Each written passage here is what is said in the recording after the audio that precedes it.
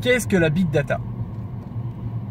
Pour répondre à cette question, il convient de définir avant tout ce qu'est la data, c'est-à-dire une information, généralement au sens informatisé du terme. On appelle cela couramment la data, même si c'est bien entendu un mot anglais. On distingue deux formes de data, la data structurée et la data non structurée. La data structurée, c'est une information qui répond à une question donnée. C'est une information qui répond à un champ, c'est une information que l'on attend, une information attendue.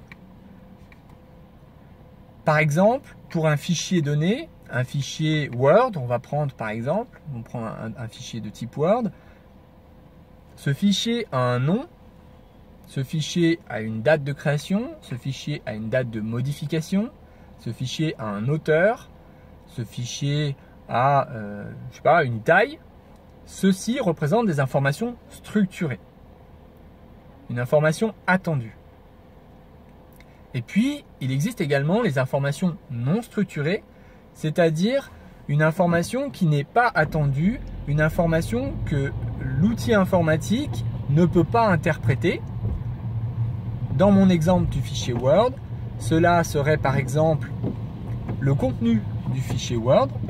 Le contenu du fichier Word est riche en mots-clés, certes, mais n'est pas intelligible par un ordinateur, c'est-à-dire qu'il n'est pas en mesure de déterminer à sa lecture si nous sommes d'accord ou pas d'accord avec un point de vue, si nous sommes de tel parti politique ou de celui-là.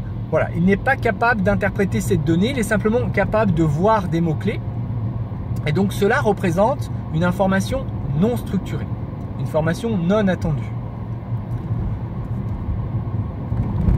En 2017 et dans les années qui nous concernent, nous sommes envahis par la data, nous sommes envahis par une quantité très importante d'informations et on parle de ce fait de Big Data. Aussi, il convient de distinguer la Smart Data du Big Data.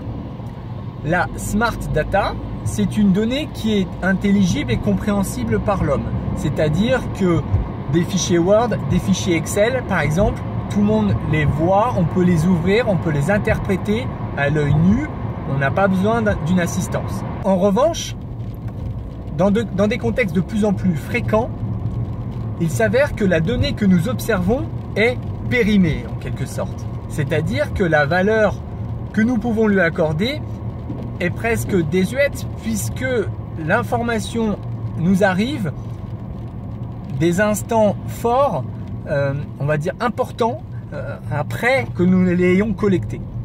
On va prendre l'exemple du nombre de personnes qui passent sur la route.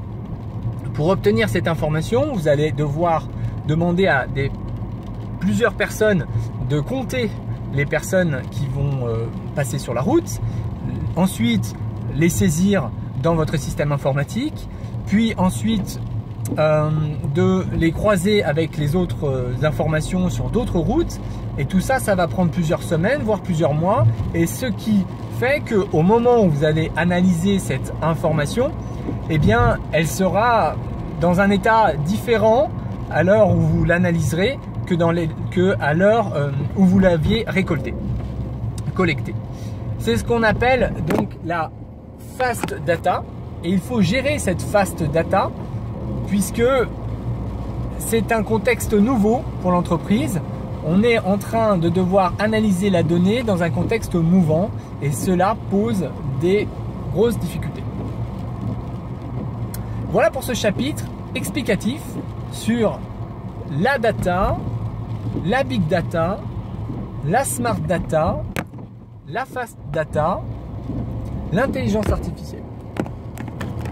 À très vite!